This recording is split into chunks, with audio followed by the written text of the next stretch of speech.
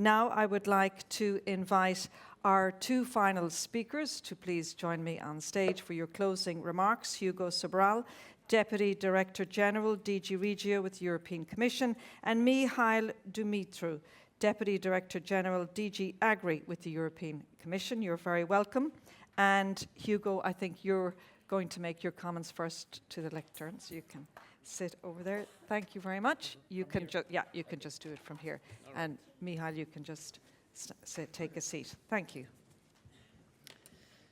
No, you're fine. Thank you very much. Good afternoon. It's a pleasure for me to be here.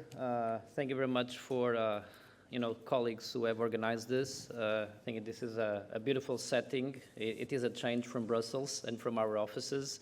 So congratulations for the colorful and flowery scenario. It's my first time participating in a Rural Pact conference, but I have to say that it was very impressive and very inspiring to hear all of you, and in particular to hear now the recommendations that are coming from all of you. I think this was a great expression that this is a vibrant, passionate, and forward-looking community, rural community. And your energy, ideas, and commitment are tangible, and a tangible proof that Rural Pact is not just a framework, it's a living movement. So this conference also comes at a timely moment because, as many of you have mentioned, the EU is beginning now the discussions of the next multi-annual financial framework. We've heard your positions, your concerns. I can only encourage you to actually convey those to your member states, to your regions, to your MPs, to your MEPs. The process doesn't stop with the presentation of the Commission proposal. Actually, it starts. So make sure that your voices and views are heard also by all the other actors which have an influence in the outcome of this process. So rural areas, we all agree here, are Europe's lifeline, feeding millions, preserving nature, and anchoring vibrant communities. Their strength, your strength, is crucial to our goal of building strategic resilience in Europe, securing our food supply, boosting our economies, combating climate change, and keeping our regions thriving. I've heard some of the previous speakers mentioning this, mentioning that a resilient Europe actually depends on the resilience of its territories, and in particular of its rural communities, and I couldn't agree more. The long-term vision for the EU's rural areas by 2040 is ambitious, stronger, more connected, more resilient and prosperous rural areas. Achieving this requires action, and your engagement helps turn vision into reality. So I'd like to highlight what were for me three key takeaways of what I've heard, and which I think reflect also the recommendations that we've just heard from the different panels. Well, first, this conference is a valuable platform to reflect on the implementation of the Rural Action Plan and to co-create ideas. I've also heard, co-creation, and this is exactly what we want. The Rural Pact is a living movement. I've described it. The Rural Action Plan should also be a living document, which, should reflect today's realities, but also tomorrow's ambitions. Yesterday, I'm sure you've heard the Executive Vice President speaking of the right to stay. This is something that we will be developing, this concept. I've also heard some of you saying that we should not be reinventing the wheel. This is not about reinventing the wheel. It's actually building on the long-term vision for rural areas, building on what we have done before on harnessing talent on Europe's regions. It's building on your recommendations. And it's indeed, it's nothing more than actually creating the conditions for Europeans to live and thrive in their regions. So it's as simple as that, in their regions of origin, of course, including the rural areas. It's equally important to actually shine a light on success stories. And we've heard, some of them, local initiatives and projects that delivered real results in rural communities. Rural areas are diverse. We have hundreds of regions and thousands of localities, throughout Europe. Some challenges are shared. And actually, for each of the challenges, somewhere in Europe, there may be actually a solution already. So this platform where you can actually exchange ideas and hear from each other, what are the solutions for these challenges, I think it's one of the strengths of the Rural Pact community. I've heard also, references to funding. Cohesion policy, is there also for this. It offers many tools and funding opportunities for rural development through integrated territorial development strategies, community-led local development. These are opportunities, of course, that should be fully leveraged. I would also like to call your attention to the fact that we've just concluded the process of the midterm review of cohesion policy, which the Commission initiated earlier in the year, and we are about to conclude it with the Council and the Parliament. And amongst this midterm review of cohesion policy, we are focusing on 5 priorities, which reflect some of the areas that you have discussed today. So competitiveness, affordable housing, energy, water resilience. I think they're all very relevant for a rural community. So make sure that these opportunities offered with the midterm review are also seized by rural communities. The second takeaway is that the discussions, of course, underscore the vital importance of strong networks, public sectors, and I also heard administrative capacity. And these are all important factors. These are not just nice to have, they are essential tools for resilience. Whether facing natural disasters, economic shocks, demographic decline, we must combine our assets, physical, digital, institutional, and human, to build thriving rural territories. We know that people will only choose to live and stay in rural areas if their basic needs are met, access to services, education, transport, digital connectivity, jobs, security. So investing in these foundations is not optional. It is essential to a balanced and inclusive Europe. So ensuring that no region is left behind is fundamental to the prosperity and stability of the entire Union. I think we would all agree that in a union we are as strong as our weakest link, so we need to make sure that all our links are strong. The third takeaway is that there is a commitment from European institutions to listen and engage.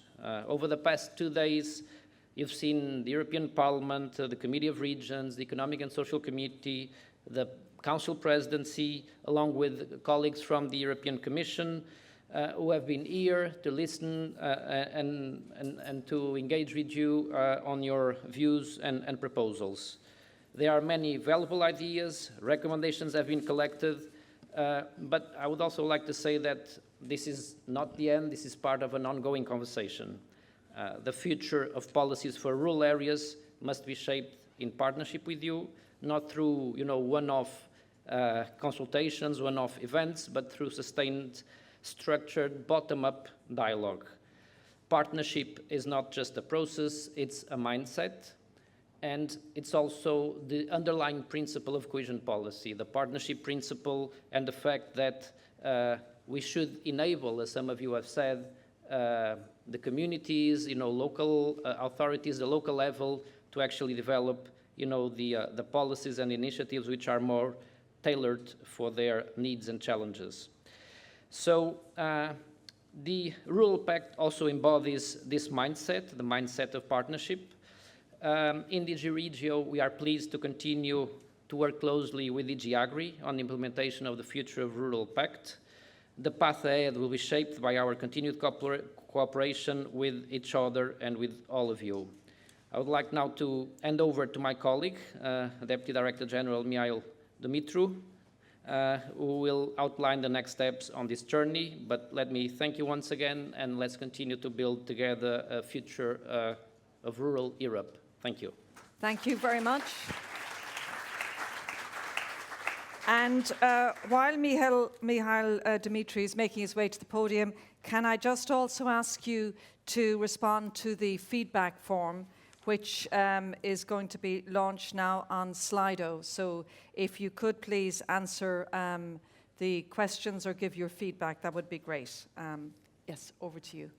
Ladies and gentlemen, me too, I am very pleased to have this opportunity to have the closing remark of this flagship initiative of our Rural Pact community. I think this is a very important event coming to a very important moment for our rural community.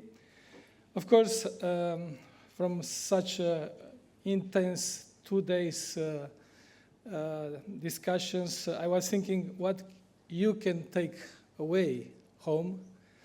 And then I also want to pass some messages that maybe you can also consider taking with you when you leave. So first of all, I think that you got from very high level of the Commission reassurance that the rural area, rural communities, rural inhabitants remain at the core of the strategies, objectives, policy, attention, initiative of the Union, recognizing the very important role this community has to play in the current context in Europe and in the world, the role they have for ensuring food security, for participating to the wider security of the continent, but also the role to play for our resilience, for competitiveness, for the transition, green and digital transition, for democracy even. And I think you went these days through a wealth of topics showing the complexity of the challenges, of the opportunities, of the potential, of the instruments that exist in Europe at all levels that are at the disposal of the rural communities to mobilize and to make the rural area the places that where the people would like to live and to stay and to work and to keep it vibrant. I think we are on our journey that we have established some years ago towards our vision for 2040, and we have reached another milestone. I take from you a very important message that you are a very strong and powerful community. And I'm very pleased about this, because this was our objective, to make you a very strong voice and to defend the rural area beyond the agriculture. I think we are not looking only to the agriculture, but we should not forget that agriculture remains one of the key activities that shaped for history the life in the rural area and will continue to play an important role. And I hope that this strength and this power you have, you will play it very well, because we have very important challenges ahead. And I will make reference to 3 of them, and you think yourself how you position yourself on this. First of all, I think that we have to continue our journey for the Rural Pact. You all been invited to put forward ideas and proposals for a new action plan. And we are looking anxiously to get your ideas and to try to put together this set of actions, because I think these days you also have the possibility to see that we are successful in delivering what we have planned in the previous one. Second, we still are halfway for implementing this period, this policy cycle, and we still have, talking about money, a lot of money to spend in the rural area, and I hope that you will mobilize your actors, your beneficiary of the project, that we can spend successfully and effectively all this money. And then I'm coming to the future and the proposal for the MFF and the CAP. And I didn't want to say this, but you provoke me a little bit. Because I am in this business, I'm probably very old in this business, and I follow a little bit the development of rural development policy from the early days until today. And I have to tell you that in each policy cycle I face in my career, every time we put forward the proposal, I heard first of all the complaint that this is not good, so this is not going to serve the purpose.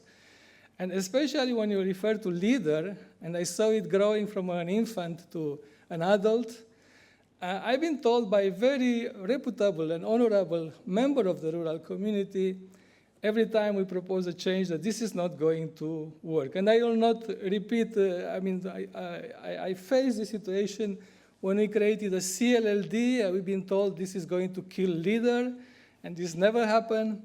And I think a lot of changes we have introduced, later on, we managed together to find a way to implement it for the best.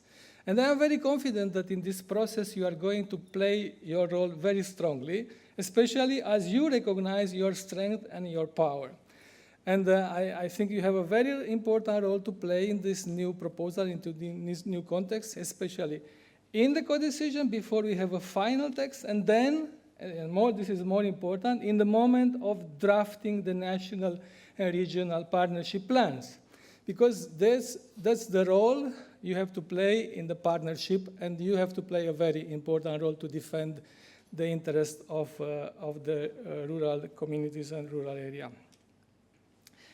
Of course, you went through so many topics and so many areas which are very important for the development of the potential of rural communities in European Union and beyond.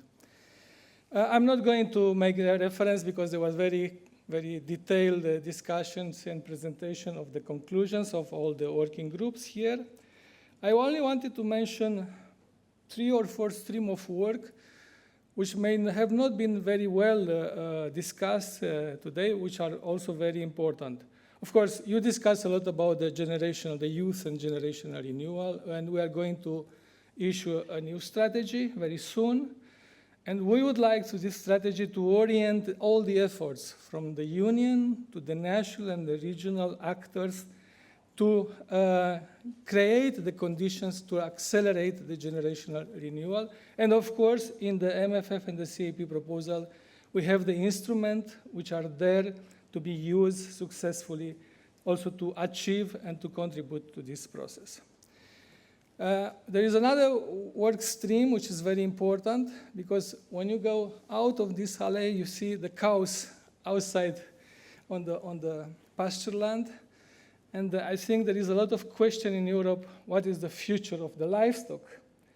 And what should be the future of the livestock? We are also working on this, and this is very important for our rural areas. We discussed a lot about bioeconomy, and I think we have seen that there is a lot of potential, but we need to put together our efforts and our ideas and all the instruments we have to make it happen and scale it up. Of course, there are a lot of other initiatives which are very important for the future of rural area, and I'm very confident that with you we will manage, and I will say we should not meet halfway. We should do the journey together. And I am very, very confident that we will be successful. And because it is the closing, let me thank very warmly to all the people that have contributed to organize this very successful event here. And especially because we wanted to organize it in a rural area, and we are very happy that we are here in Western Flanders, and we can discuss about rural in the rural area. First of all, I want to start with the Master of Ceremony, Karen Coleman, who very energetically and professionally steered all this process these 2 days. Thank you. Then I want to thank the Rural Pact Support Office and all the actors they mobilized. I will not mention all of them because there were many and very important, that took care that we spent these 2 days in very good conditions and in, let's say, having everything we need to have all these productive discussions.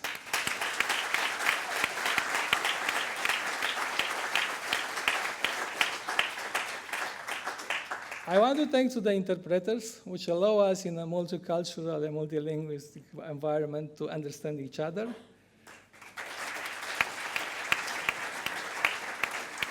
I then turn to all the speakers, because they made the effort and they speak and they are very convincing to us and they steer the discussions. And I also want to to thank my team and together with other colleagues from the Commission that have organized very well this event, and I'm pretty sure they are looking forward to organize other events. And I will stop here. I wish you all the best, and I wish you to stay positive and look forward for the future of our rural area. Thank you very much. Have a nice and safe trip home. Thank you very much. Thank you very much.